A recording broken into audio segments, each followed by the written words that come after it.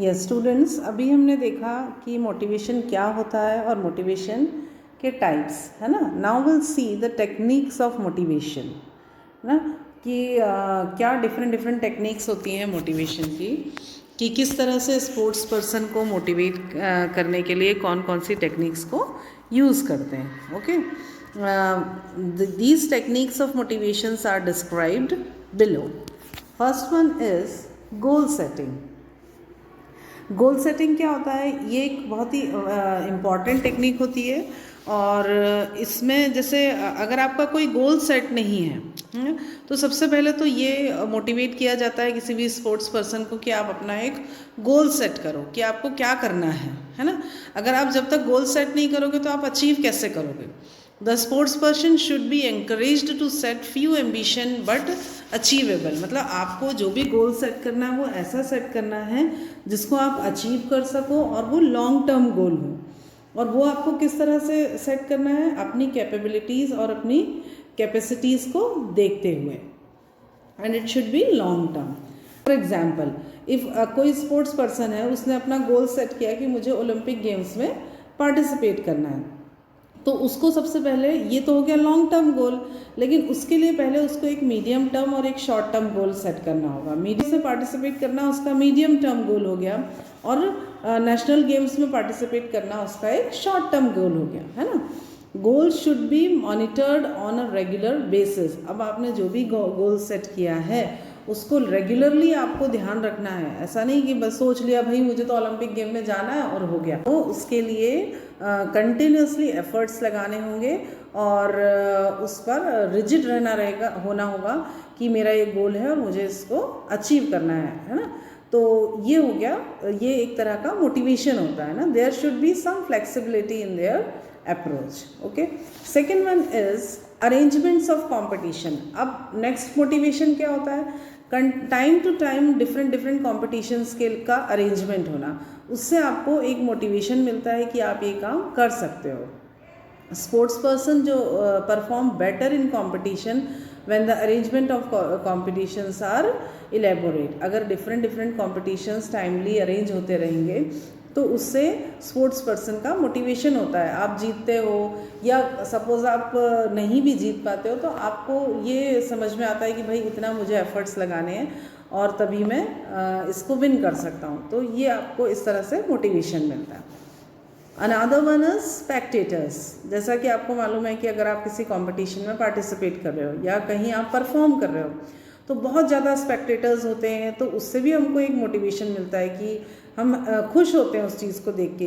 Huge spectators को देख के एक पॉजिटिव इफेक्ट आता है प्लेयर के ऊपर, है ना। ऐसा भी होता है कि जो एक्सपीरियंस्ड लोग होते हैं ना, उनको तो बहुत सारे स्पेक्टेटर्स को देख के अच्छा लगता है, वो मोटिवेट हो जाते हैं ना और वो पॉजिटिव उनके रिजल्ट्स आते हैं। लेकिन कई बार उसके नेगेटिव रिजल्ट्स भी आते हैं। जो न्यू फ्रेशर्स रहते हैं उनके लिए थोड़ा सा एम्बैरेसिंग भी रहता है और वो प्रेशर में भी आ जाते हैं, but it should not be like this. तो उस कंडीशन में हमको क्या करना होता है? जैसे सपोज़ कोई नया न्यू स्पोर्ट्स पर्सन है, वो एकदम ज़्यादा स्पेक्टेटर्स को देख के घबरा जाते हैं, तो उनको क्या करना होता है? उनको मोटिवेट करना होता है और उस जगह पर उनको मोटिवेशन की ज़रूरत होती है। उनका जो फियर होता है उसको दूर करना होता है। Okay, now the another one is verbal comments.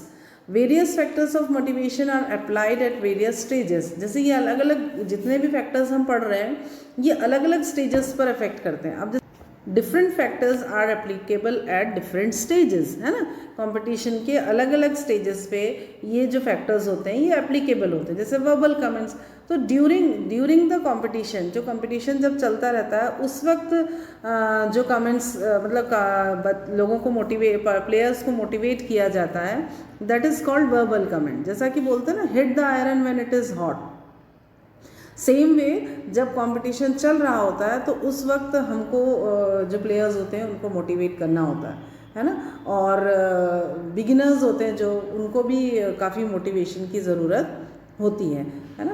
Another one is healthy sports environment.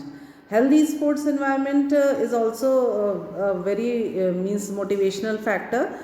Like अगर अच्छा क्लाइमेट है, वेदर अच्छा है ना, humidity and temperature, smooth and clean sports field, good quality of sports equipment और जो दूसरी फैसिलिटीज़ हैं। कई बार ऐसा होता है ना, हम किसी जगह जाते हैं तो अपने आप हमको ऐसा मोटिवेशन मिलता है कि हमको ये काम करना है। तो वो ऐसा क्यों होता है? वो एटमॉस्फेयर, एनवायरनमेंट की वजह से होता है। अगर बहुत अच्छा एनवायरनमेंट है, सब कुछ सूदिंग है, सारी चीज़ें बिल्कुल आपके अकॉर्डिंग हैं, तो आप अपने आप आपको अंदर से ऐसा लगेगा कि नहीं, मुझे अच्छा परफॉर्मेंस देना है। तो healthy sports environment also motivates to win. Next one is knowledge of results. Knowledge of results means अगर आपको मालूम है कि आप जिस भी कंपटीशन में पार्टिसिपेट कर रहे हो उसका क्या रिजल्ट होगा, तो उससे क्या होगा कि आप अपने आप को मोटिवेट कर पाते हो ना, उससे आपको एक मोटिवेशन मिलता है ना। नॉलेज ऑफ प्रोग्रेस और result is must because progress is also a reward in it self. जैसे प्रोग्रेस क्या है? प्रोग्रेस एक अपने आप में एक रिवॉर्ड होती है ना। जैसे हम पढ़ रहे हैं, पढ़ाई करके हमारा रिजल्ट आया तो हम नेक्स्ट क्लास में गए, तो ये हमारी प्रोग्रेस है, तो ये अपने आप में एक रिवॉर्ड है ना। कोई ज़रूरी नहीं है कि आपने 11th क्लियर किया या 10th क्लियर किया तो उसके लिए आपको एक ट्रॉफ़ी मिले या एक सर्टिफिकेट मिले। आप 10th क्लियर करके 11th में जा रहे हो, यही अपने आप में एक रिवॉर्ड होता है ना। तो ये आपकी क्योंकि प्रोग्रेस हो रही है, तो प्रोग्रेस भी अपने आप में एक रिवॉर्ड होता है। ओके, तो results also, knowledge of results also motivate us. अपन अंदर से एक पॉजिटिव, अपने अंदर पॉजिटिव मोटिवेशन आता है ना। It should be taken as a motivation. Then the another one is praise और blame. Praise or blame are effective factors of motivation if given at a proper time and in appropriate amount, है ना। सबसे बड़ी चीज़ होती है कि हर चीज़ हमारे लिए अच्छी है, सही है, लेकिन वो कब? जब हमको टाइमली वो चीज़ मिल सके। Also better, but too much praise can destroy the future of the sports person. किसी भी स्पोर्ट्स पर्सन को प्रेज करना अच्छी बात है, लेकिन बहुत ज़्यादा प्रेज करने से भी उसका फ्यूचर डिस्ट्रॉय हो जाता है। तो कितनी उसको ज़रूरत है, उतनी ज़रूरत के अकॉर्डिंग ही हमको उसको प्रेज़ करना चाहिए। और ये लेकिन इंडिविजुअली सबका अलग अलग होता है कि किसको कितने प्रेज़ की ज़रूरत है, हमको उसके अकॉर्डिंग उसको प्रेज़ करना चाहिए। और ये वर्क किसका होता है? कोच का होता है। So the coach should have the knowledge of the behavioural pattern of sportsman. इसीलिए हमने इसके पहले, मोटिवेशन के पहले क्या पढ़ा? पर्सनैलिटी। उसमें हमने पढ़ा था ना कि सबका बिहेवियर को जानना बहुत ज़रूरी है। तो एक कोच के लिए ये बहुत नॉलेज रखना बहुत ज़रूरी होता है कि किस स्पोर्ट्स पर्सन का क्या बिहेवियर है, और उसके अकॉर्डिंग उसको हमको प्रेज़ करना होता है। Okay, next one is cash prize, certificates and trophies, है ना। ये एक बहुत बढ़िया इंसेंटिव होता है और नेचुरल सी बात है बेटा, आप कुछ भी काम करते हो और उसके लिए आपको जब कोई ट्रॉफ़ी या सर्टिफिकेट मिलता है तो हमको उसका एक जो क्रेज़ होता है, उसकी जो हैप्पीनेस होती है वो अलग ही होती है ना। उससे हमको काफ़ी मतलब एक इंटरनली जो हैप्पीनेस आती है वो मिलती है हमको, है ना। तो ये सारी चीज़ों के बारे में जब हमको पता होता है तो उससे भी हम काफ़ी मोटिवेट होते हैं ना। जैसे आपको बोलते हैं कि आप ये काम करो फिर आपको ये मिलेगा, है ना।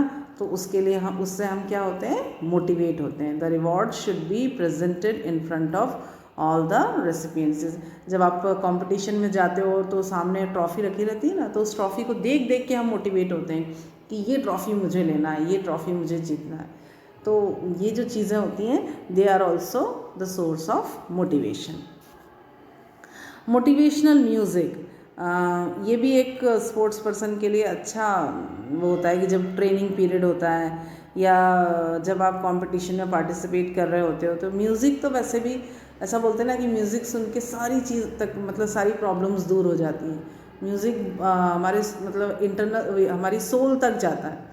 तो जो बहुत अच्छे अच्छे म्यूज़िक होते हैं, इंस्पिरेशनल और मोटिवेशनल म्यूज़िक होते हैं, उनको सुनकर या जब हम प्रैक्टिस करते हैं उस वक्त जब जो मोटिवेशनल म्यूज़िक चलता है उससे हम काफ़ी मोटिवेट होते हैं ना। It increases work output and reduces perceived exertion, है ना। एक्सर्शन दूर होता है, माइंड कूल हो जाता है। सब कभी अपन परेशान होते हैं और अच्छा म्यूज़िक सुनो तो कितना रिलैक्स लगता है ना। Everywhere positive attitude works.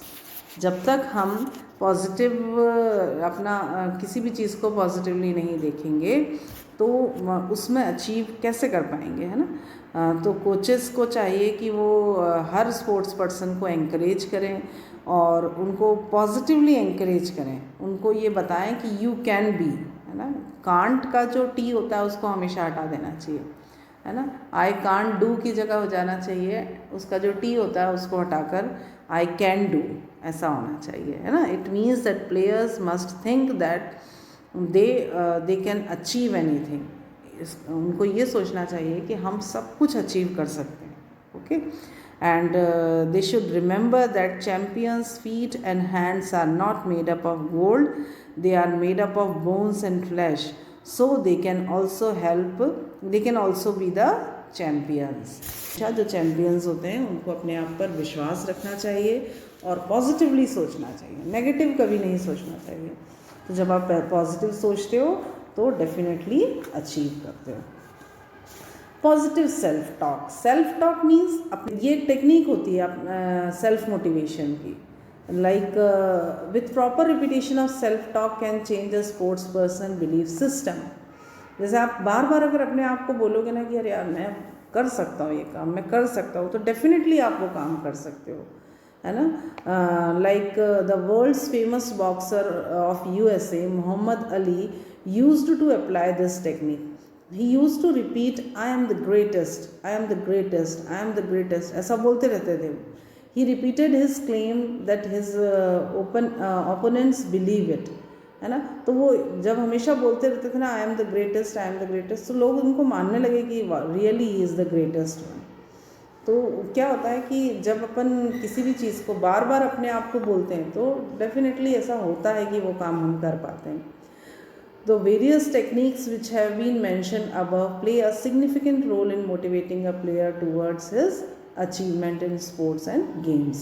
तो ये डिफरेंट टेक्निक्स हैं, इससे हमको समझ में आया कि किसी भी प्लेयर को मोटिवेट करने के लिए ये टेक्निक्स को हम यूज़ करते हैं, बट डिफरेंट स्टेजेस पे यूज़ करते हैं। कोई भी कोच हो तो उसके लिए बहुत इम्पॉर्टेंट होता है कि वो स्पोर्ट्स पर्सन की मेंटालिटी को, उसके बिहेवियर को, नेचर को समझे और उसके अकॉर्डिंग उसको मोटिवेट करे, okay. Now here our topic motivation is completed and now will see the another one.